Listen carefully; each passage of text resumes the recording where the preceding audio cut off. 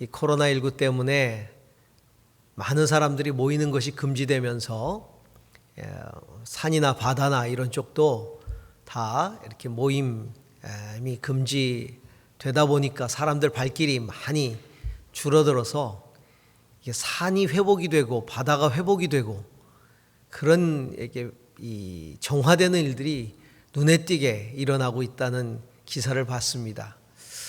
누가 거기다가 이렇게 글을 달았더라고요. 세상에서 가장 해로운 동물이 사람이다, 이렇게 글을 달았는데 성경에도 나오지 않습니까? 하나님의 아들들이 나타나기를 기다리면서 만물이 탄식하고 있다고.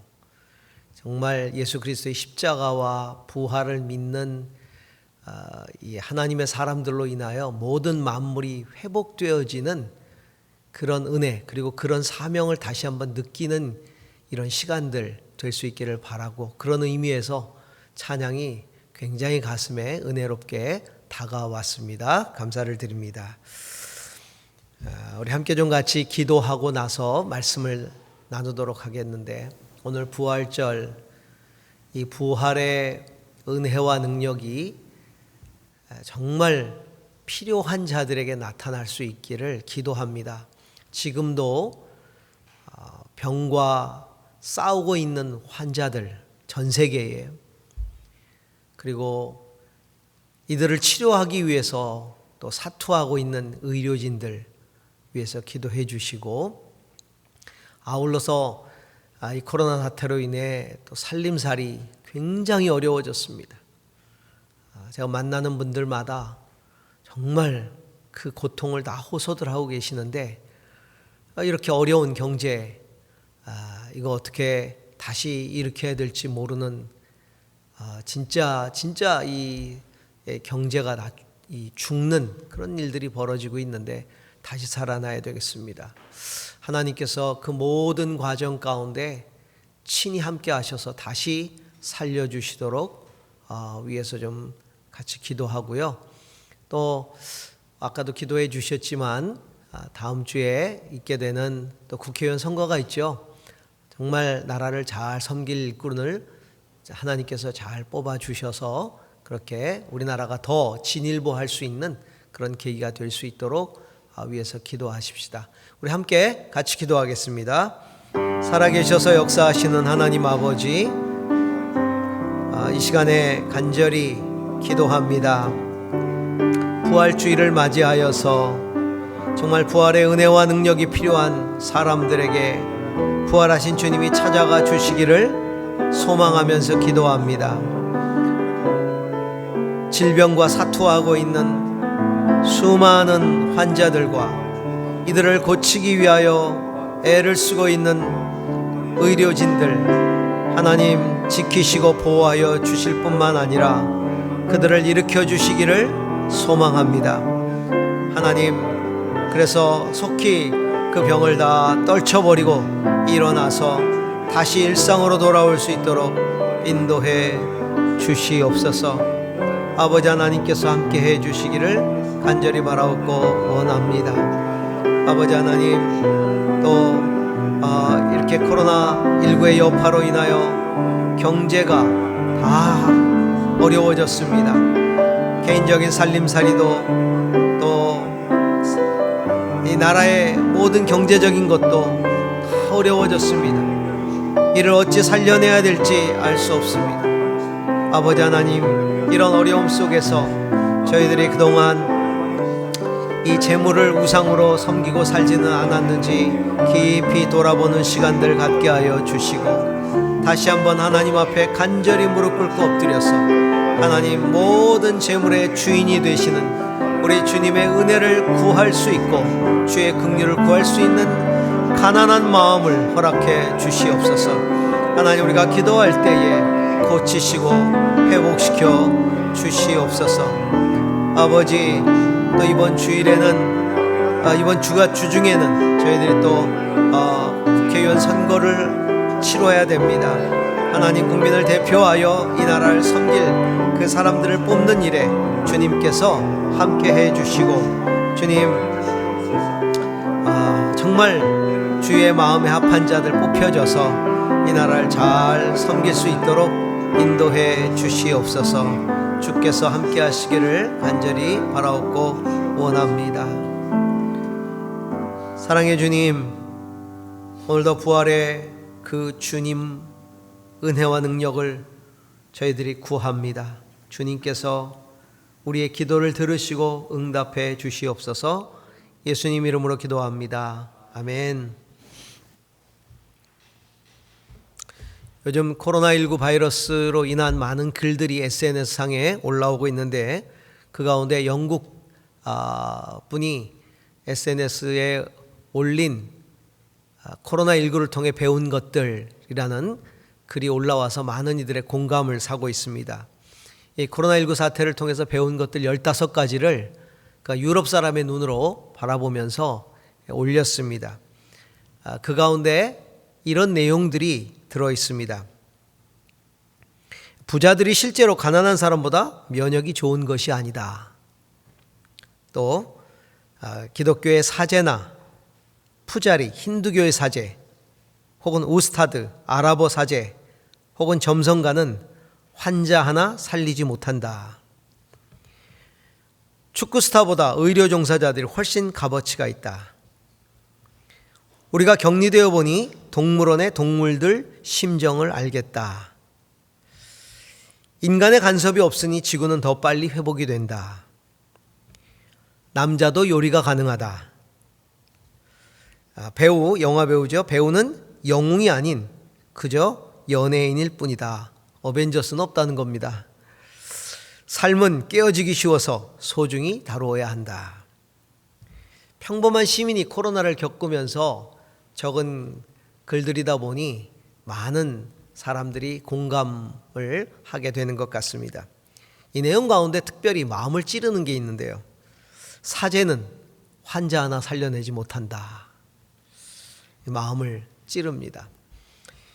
교회 예배가 영상으로 이렇게 전환될 즈음에 어느 일간지의 종교부 기자가 쓴 글이 떠오릅니다. 그 기자가 이런 얘기를 했습니다. 과거에 초대교회는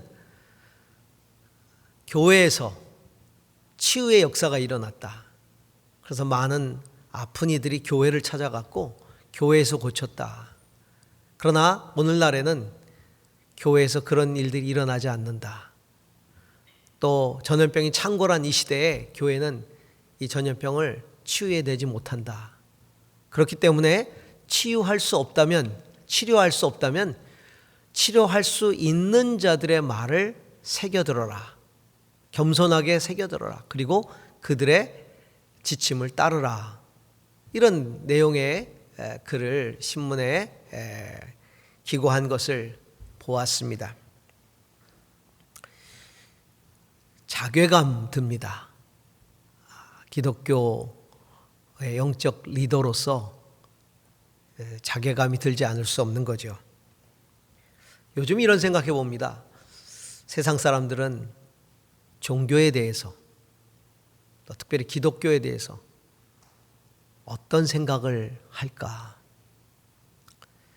교회에 대해서는, 목회자에 대해서는, 기독교인들에 대해서는 어떤 생각을 할까? 불신자의 눈에 비친 우리의 모습은 어떨까? 이런 생각을 해봅니다. 부활을 경험하지 못하고 또 이 바이러스로 인해 죽어가는 수많은 신자들을 지켜보면서 저는 오늘 부활절을 맞이하고 또 부활절 설교를 해야 합니다. 교회를 통해 환자들이 다 고쳐지고 코로나가 사라지고 코로나로 죽은 자들이 막 일어난다면 오늘 부활절 설교는 훨씬 쉬울 것입니다. 더 현실적이고 또 설득력이 있겠지요. 초대교회에 그렇게 많은 사람들이 부활을 믿었던 이유가 무엇입니까? 예수님이 사람 살리는 걸 봤기 때문입니다. 그리고 예수님 자신이 부활한 걸 보았기 때문이죠. 그리고 예수님의 제자들이 사람을 살려내는 걸 보았기 때문에 부활을 경험했기 때문에 부활을 믿기가 훨씬 쉬웠습니다.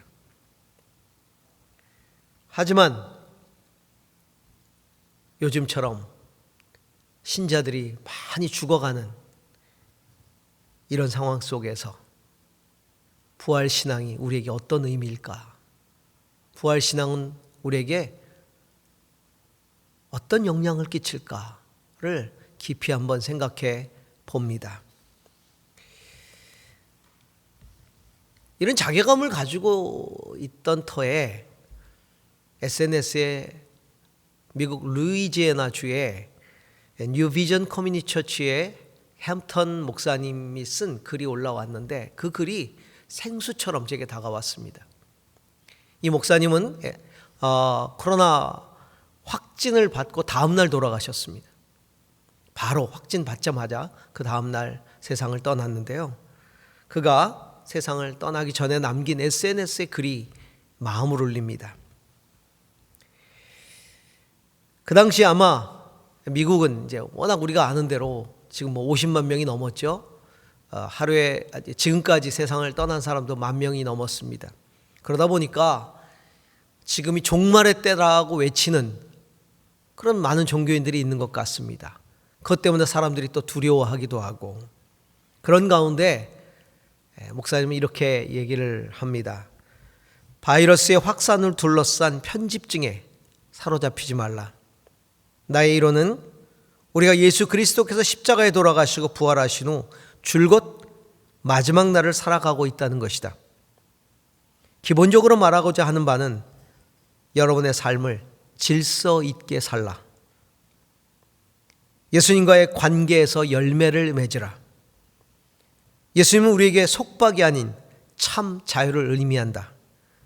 하나님의 아들이 참으로 당신을 자유하게 하실 것이다. 코로나19가 당신의 찬양을, 당신의 예배를 가로채지 못하게 하라. 나는 걱정하지 않는다. 계속 기도하고 신실하게 행동할 것이다. 이는 날 쉬게 하시는 그분의 방법일 수 있다. 이게 바로 현실적인 부활신앙입니다. 부활. 우리는 모두가 신자의 부활을 확신합니다. 분명 죽음 이후에 주님이 재림하실 때 우리가 다시 부활할 것을 우리는 믿어 의심치 않습니다. 영광스러운 부활을 믿고 꿈꿉니다. 그런데 그 부활신앙이 지금 내 삶에 어떤 영향을 끼치고 있습니까? 질병에 사로잡혀 두려워하는 우리에게 부활은 어떤 소망을 줍니까? 부활하신 주님 만났고 또한 부활의 확신을 가지고 다시 오실 주님을 기다렸던 사도 바울이 오늘 로마서에서 우리에게 삶 속에서의 부활에 대해서 이야기해 주고 있습니다. 그 내용이 무엇입니까? 사도 바울이 권면하는 참된 부활신앙, 그것은 관념이 아닌 현실, 그리고 단순히 미래가 아닌 오늘 부활의 삶을 사는 것으로 우리에게 권면해 주고 있다는 사실입니다. 그렇다면 현실로서의 부활의 삶이란 어떤 걸까요? 첫째는 부활의 삶이란 예수 그리스도를 살리신 그 하나님의 영, 성령이 우리 안에 계셔서 우리의 영을 살리시고 다스리시는 삶을 살도록 하는 것이다. 다시 말해 성령이 나의 영을 살리시는 부활을 의미한다는 겁니다. 부활의 삶이란 예수 그리스도를 살려내신 그 하나님의 영, 성령께서 우리 안에 살아 역사하는 것을 말합니다. 오늘 성경은 그리스도의 영이 없으면 그리스도의 사람이 아니라고 말씀하죠. 자, 9절에서 11절을 다시 한번 보겠습니다. 그러나 하나님의 영이 여러분 안에 살아계시면 여러분은 육신 안에 있지 않고 성령 안에 있습니다. 누구든지 그리스도의 영이 없으면 그리스도의 사람이 아닙니다. 또한 그리스도께서 여러분 안에 살아계시면 여러분의 몸은 죄 때문에 죽은 것이지만 영은 의 때문에 생명을 얻습니다. 예수를 죽은 사람들 가운데 살리신 분의 영이 여러분 안에 살아계시면 그리스도를 죽은 사람들 가운데 살리신 분께서 여러분 안에 계신 자기의 영으로 여러분의 죽을 몸도 살리실 것입니다. 우리가 그리스도의 사람이라고 말할 때 그는 그리스도를 믿는 사람이죠. 예수 그리스도께서 우리 죄를 위해서 십자가에 죽으시고 부활하셨다는 것을 믿게 하시는 분이 바로 그 그리스도를 살려내신 하나님의 영, 성령이십니다. 그래서 누구든지 성령이 아니곤 예수를 주라고 시인할 수 없다고 하셨습니다. 우리 안에 부활하신 그리스도께서 성령으로 거하시는 것이죠. 그리고 우리의 영을 살려내시는 겁니다. 오늘 10절에도 우리의 몸은 죄 때문에 죽은 것이지만 영은 의 때문에 생명을 얻는다라고 나와 있죠. 우리의 영은 의 때문에 생명을 얻는다, 살아난다 이렇게 표현하고 있습니다. 부활의 삶이란 영이 살아나는 삶입니다.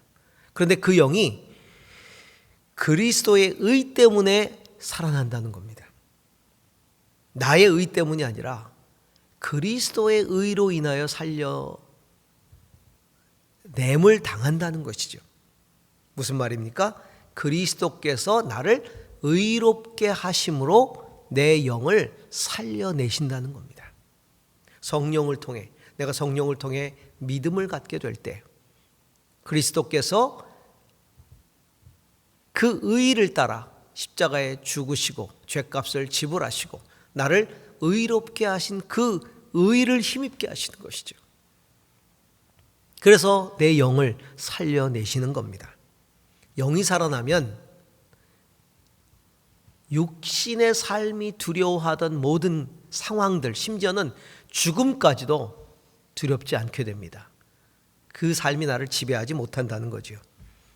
예수님이 의연하게 십자가를 지실 수 있었던 것처럼 오늘 우리도 그렇게 의연하게 십자가를 질 수 있는 것입니다. 코로나, 이 라틴어로 왕관이란 뜻입니다.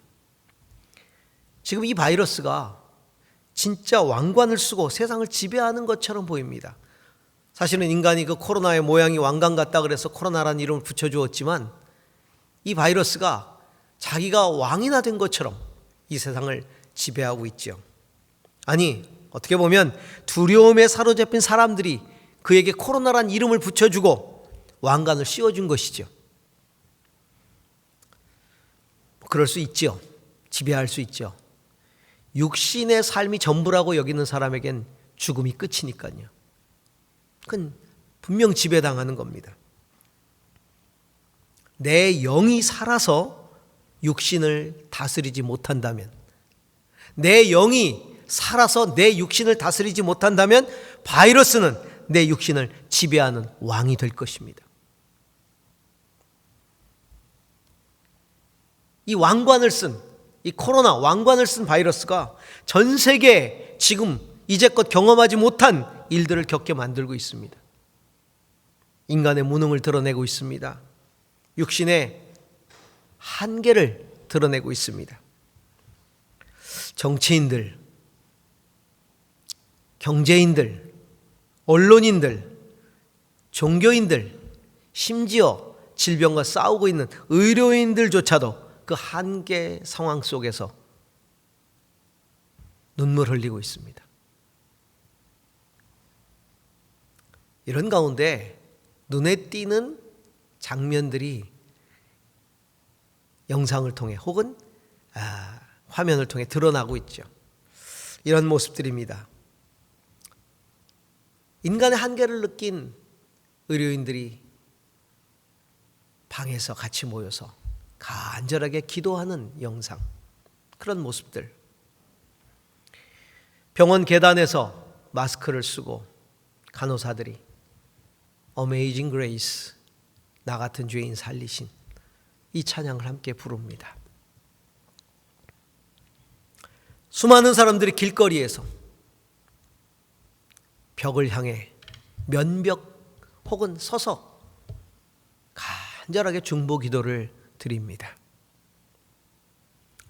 이들 모두가 사실은 육적인 한계에 부딪힌 사람들이죠.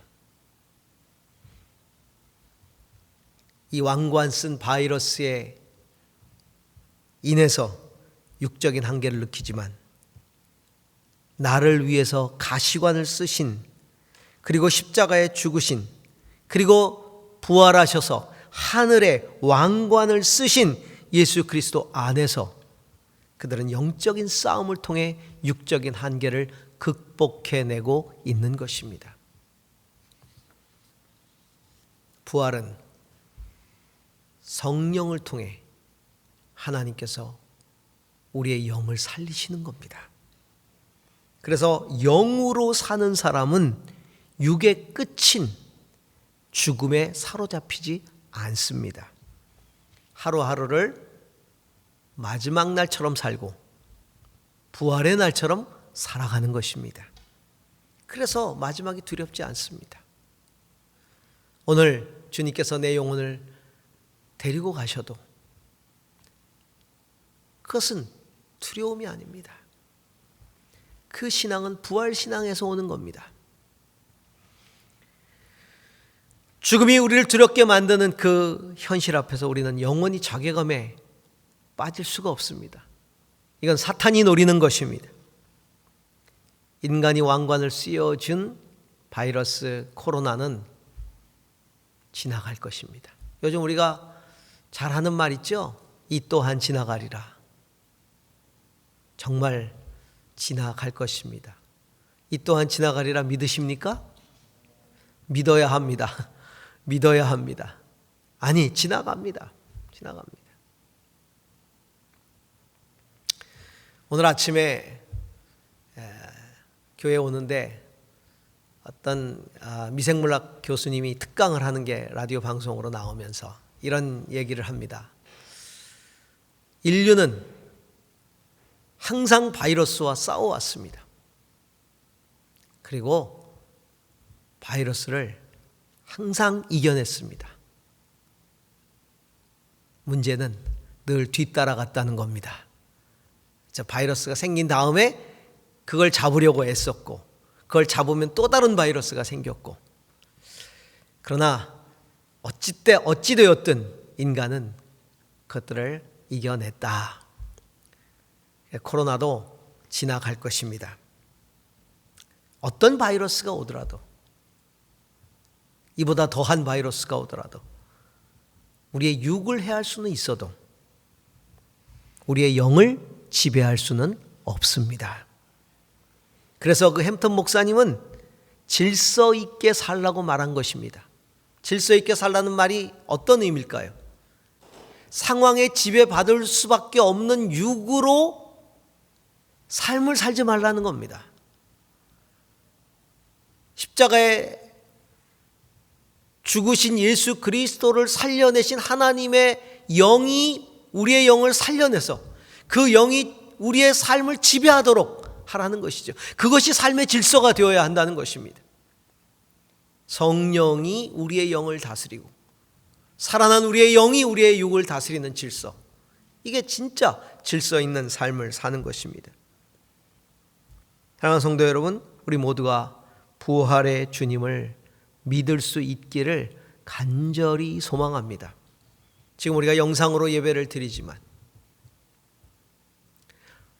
지금까지 우리가 종교적으로 신앙생활을 해왔다면 이제는 정말 우리를 위해서 십자가에 죽으시고 부활하신 예수 그리스도를 믿게 하시는 성령에 사로잡혀서 그 예수 그리스도를 나의 구주로 영접하고 그 성령께서 나를 살리시는 그 은혜를 힘입어서 성령이 다스리는 삶을 살아가는 우리 성도들이 다 되기를 주의 이름으로 축원합니다. 그러면 영으로 육신을 다스리는 삶이란, 이 현실적 부활의 삶이란 어떤 삶을 말할까요? 두 번째로 부활의 삶은요, 바로 성령께서 영으로 말미암아 육신대로 사는 삶을 죽이고, 성령에 의해서 육신대로 사는 삶을 죽이고 이제 성령이 적극적으로 인도하는 삶을 사는 겁니다. 다시 말하면 성령이 죽을 나의 육신을 다스리고, 그리고 성령이 다스리는 삶으로 다시 태어나는 것, 바로 그것을 의미합니다. 이 본질적으로 인간은 죄인입니다. 죄인인 인간은 육신으로 살아갈 때 죄성의 지배를 받을 수밖에 없습니다. 오늘 성경은 육신의 빚진 자의 삶이다 이렇게 말하죠. 자, 12절부터 14절까지를 같이 한번 읽겠습니다. 그러므로 형제자매 여러분, 우리는 빚을 지고 사는 사람들이지만 육신의 빚을 진 것이 아닙니다. 우리는 육신을 따라 살아야 할 존재가 아닙니다. 여러분이 육신을 따라 살면 죽을 것입니다. 그러나 여러분이 성령으로 몸의 행실을 죽이면 살 것입니다. 하나님의 영으로 인도함을 받는 사람 누구나 다 하나님의 자녀입니다. 우리가 예수 그리스도를 통해 거듭났다면 우리는 육신의 빚을 갚은 것이죠. 주님을 믿기 전에는 우리는 육신을 따라 사는 삶, 육신이 이끄는 대로 죄를 따라 죄 가운데 사는 삶을 살 수밖에 없었던 존재들입니다. 빚을 진 자는 빚에 속박당합니다. 우리는 육신으로 지은 죄의 빚으로 그 죄의 속박을 당하고 죄의 성이 이끄는 대로 살아가고 반드시 죄 값을 치러야 되는 것이죠. 그 죄값은 곧 죽음입니다. 그래서 육신으로 살고 육신의 지배를 받아 살면 죽음이 두렵습니다. 왜냐하면 그 죄값의 죽음이라는 건 결국은 심판을 의미하기 때문입니다. 그래서 두려운 겁니다. 그런데 예수님이 십자가에서 우리를 대신해서 그 죄값을 치르셨다는 겁니다. 그래서 예수 그리스도를 믿는 사람들은 육신의 빚을 지지 않게 되었다는 것이라고 성경은 말합니다. 그리고 그리스도인들은 육신의 빚진 자로 살아서는 안 된다는 것이죠. 예수님이 이미 그 빚을 다 갚았습니다. 죄값을 치렀습니다. 우리가 예수 그리스도를 믿을 때 그 치르신 죄값이 나를 위한 죄값이 되는 것이죠. 더 이상 사망의 권세, 죄의 삭신 사망의 권세가 나를 지배할 수 없습니다. 하나님께서는 더 나아가서 예수 그리스도를 살리심으로써 그 죄의 권세인 사망을 이겨버리셨습니다. 그래서 그 그리스도를 죽은 자 가운데서 살리신 그 하나님의 영이 우리의 영을 살리시면서 이제는 우리의 죽을 몸까지 살리신 것입니다. 죽을 몸이 살았다는 것은 이제는 더 이상 육신에 져서 살지 않게 되었다는 것이죠. 육신을 따라 살지 않고 성령을 따라 살게 되었다는 걸 의미합니다. 우리가 아까 읽은 성경의 구절대로 이제는 육신을 따라 살아야 할 존재가 아니라는 것이죠. 육신을 따라 살면 죽을 것이다. 그러나 성령으로 몸의 행실을 죽이면 살 것이다. 성령으로 몸의 행실을 죽이는 자가 되었다는 것입니다. 햄프턴 목사님 말씀대로 예수님과의 관계 속에서 열매를 맺는 진정한 자유인의 삶을 살게 되었다는 겁니다.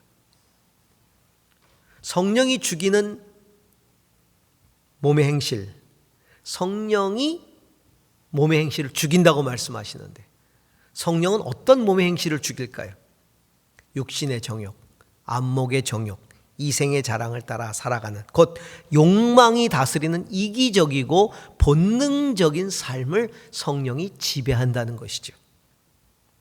삶의 부활이란 이렇게 육신이 다스리는 삶을 죽이고 성령이 다스리는 삶으로 다시 거듭나는 것을 말합니다. 요즘 이 질병이 세상을 지배하는 가운데 우리는 두 부류의 사람을 봅니다. 어떤 사람은 여전히 쾌락을 추구합니다. 유흥업소에는요, 쾌락을 추구하는 사람들이 지금도 넘쳐나고 있고요. 어떤 사람은 이기적인 욕심으로 사재기를 하고, 어떤 사람은 답답하다고 자가격리 기간을 어기고 돌아다닙니다. 처음에 제가 소개해드린 그 코로나에서 배운 것들이라는 SNS상에 이런 내용이 있었어요. 영국 사람이 이 글을 썼다고 하는데 유럽 사람 아닙니까?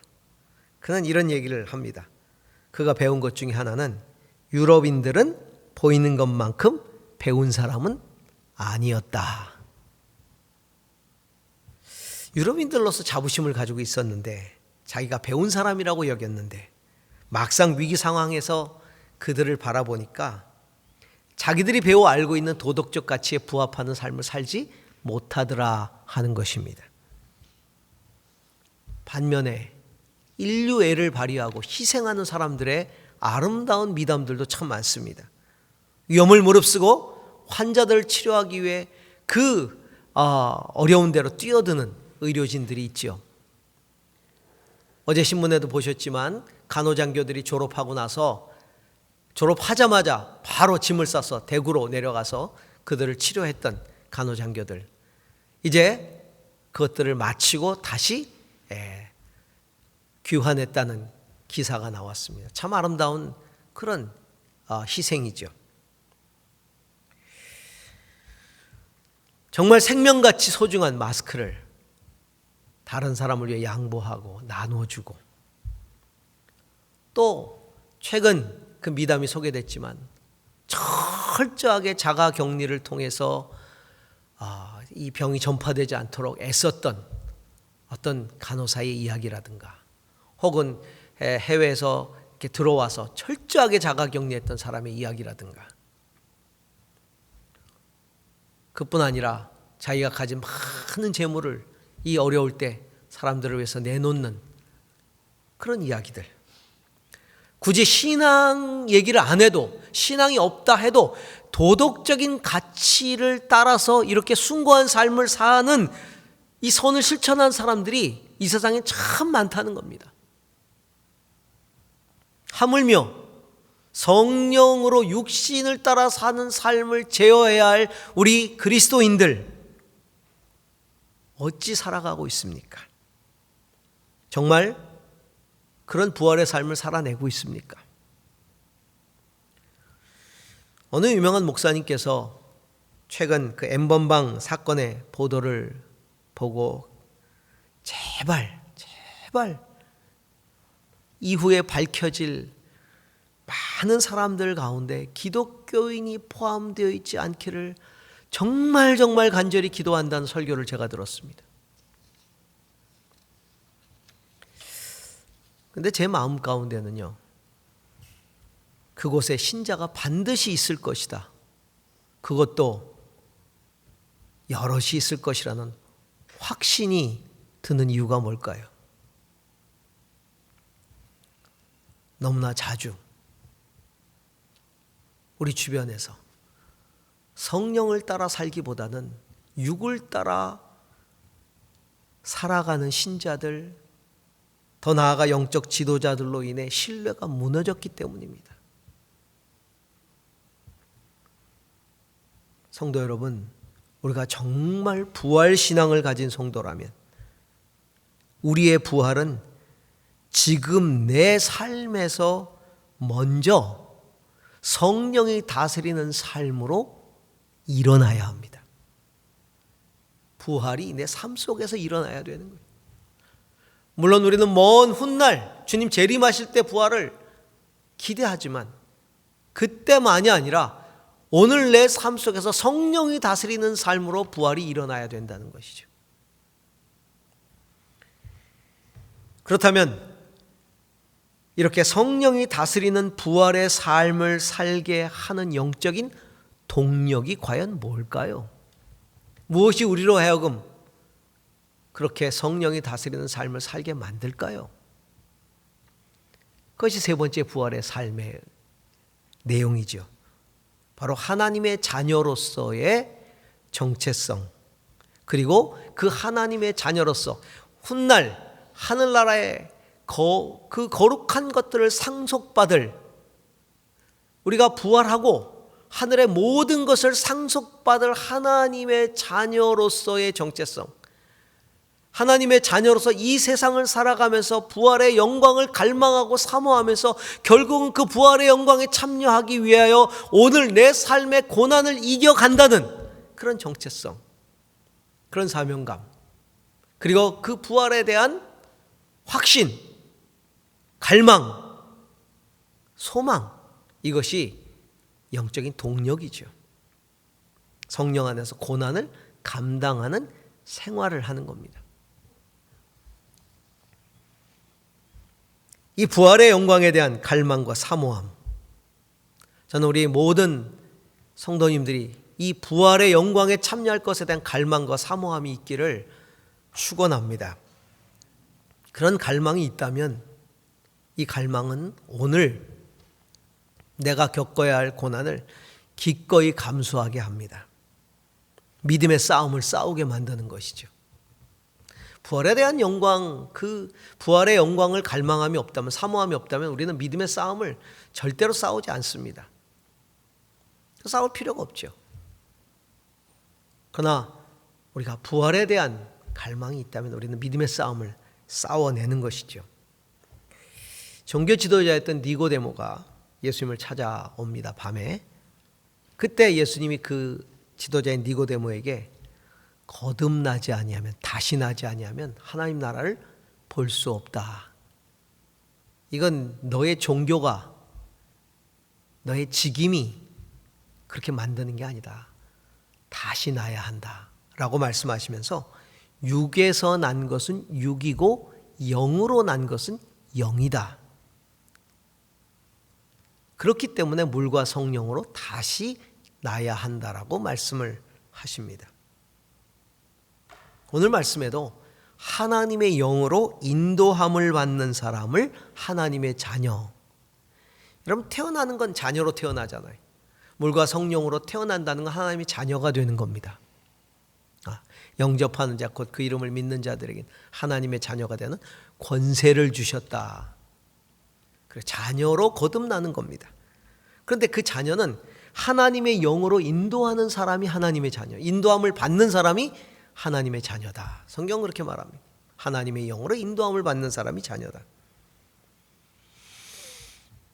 성령은 그 하나님의 자녀들, 거듭난 하나님의 자녀들이 부활의 영광을 갈망하고 사모함으로써 하나님의 영이 인도하는 대로 살아가기를 원한다. 성경은 우리에게 그렇게 가르치고 있습니다. 성령은 우리를 하나님의 자녀로 거듭나게 만드시고 우리의 삶을 인도하셔서 부활의 영광을 바라보고 살도록 역사하신다. 그런데 보십시오. 성령은 그리스도를 살리신 하나님의 영이에요. 살리셨다는 얘기는 죽음 이후에 살리신 거예요. 성령은 예수 그리스도가 십자가를 질 수 있도록 인도하셨어요. 그리고 나서 다시 살리셨어요. 여러분, 십자가 없이 부활이 있겠습니까? 부활은 죽었기 때문에 다시 살아나는 거거든요. 십자가 없으면 부활이 없어요. 그래서 부활의 영이신 성령은 마찬가지로 십자가의 과정을 겪을 수 있도록, 이겨낼 수 있도록, 통과할 수 있도록 인도해 가시는 것이죠. 그럼 우리가 하나님의 자녀로 거듭났다면 절대로 십자가의 고난을 두려워해서는 안 됩니다. 하나님의 자녀라면, 먼 훗날 상속을 기대하는 자녀라면 우리는 기꺼이 그것들을 이겨내야 합니다. 오늘 성경에도 15절, 16절, 17절에 이렇게 나옵니다. 여러분은 또다시 두려움에 빠뜨리는 종살이의 영을 받은 것이 아니라 자녀로 삼으시는 영을 받았습니다. 그래서 우리는 그 영으로 하나님을 아빠, 아버지라고 부릅니다.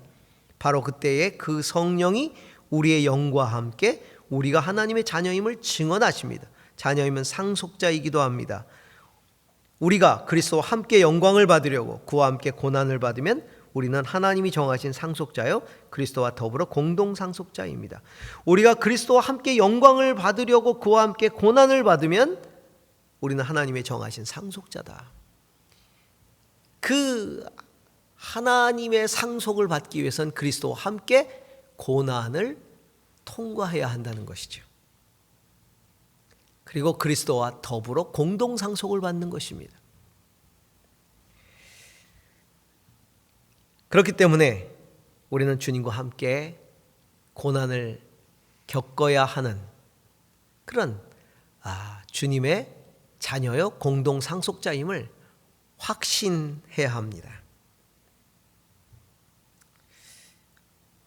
오늘 우리는 이 시대에 내가 지금 주님과 함께 겪어내야 할 고난이 뭔가를 깊이 묵상해 봐야 합니다. 주님이 내게 어떤 요구를 하고 계시는지, 어떤 고난에 동참하라고 말씀하시는지. 요즘 우리가 영상으로 예배드리는 인내의 제사, 사실 부활주일 맞이하면서 얼마나 기대했는지 모릅니다.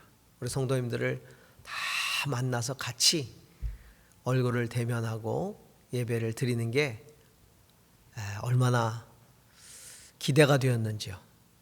하지만 또 여의치 못해서 이렇게 영상으로 예배를 드리는데 참 안타깝지요. 그렇지만 우리가 기꺼이 인내의 제사를 우리가 영상으로 드리고 있지 않습니까?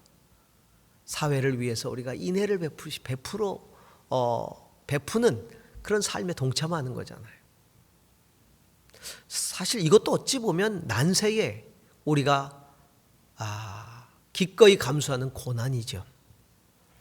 근데 이것만이 아니죠.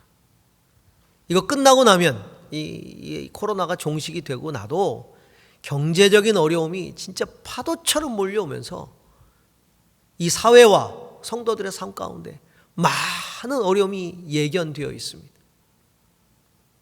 그때 교회로서 성도로서 감당해야 될 또 다른 고난이 우리를 기다리고 있습니다.